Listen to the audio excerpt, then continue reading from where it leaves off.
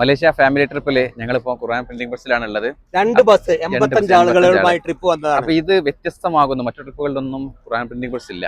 അപ്പൊ എന്തുകൊണ്ടാണ് നമ്മൾ ഇവിടെ വരാനുള്ള ഒരു കാരണം?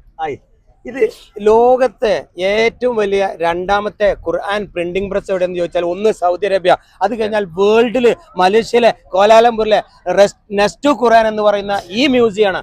ഇതിലും ധാരാളം പഠിക്കാണ്ട്. അറബിക് കാലിഗ്രാഫി ലോകത്തേക്ക് സംഭാവന ചെയ്ത മലേഷ്യ, ഇന്ത്യയിൽ നിന്ന് വന്ന കാലിഗ്രാഫി, അതേപോലെ ഒരുപാട് ടൈൽസ് ഡിസൈനിങ്, ഖുർആൻ സ്പെസിഫിക് ഖുർആൻ, ഒരു രാജാവ് രാജാവിന് സമ്മാനം കൊടുക്കണ ഖുർആന്, അതുപോലെ ഒരു മന്ത്രി ഒരു മന്ത്രിക്ക്, ഒരു രാജ്യം ഒരു രാജ്യത്തിന് ഒരു ഖുർആൻ ലോകത്ത് ഒന്ന് മാത്രമേ പാടുള്ളൂ, സ്വർണ്ണ ലിപികളെ കൊണ്ട് ഉണ്ടാക്കുന്ന ഖുർആൻ. ഇങ്ങനെ ഒരുപാട് അപൂർവങ്ങളിൽ അപൂർവങ്ങളായ ഖുർആൻ പ്രിന്റ് ചെയ്യുന്ന മ്യൂസിയം കാണാതെ എന്ത് മലേഷ്യൻ ടൂറാണ്? അതുകൊണ്ടാണ് ഞങ്ങൾ എല്ലാ ടീമിനും ഇവിടെ കൊണ്ടുവന്ന് ഇത് കാണിക്കും. അത് ഹിന്ദുവും മുസൽമാനും ഒക്കെ കാണിക്കും. ഇതൊരു വലിയ ചരിത്ര സംഭവമാണ്.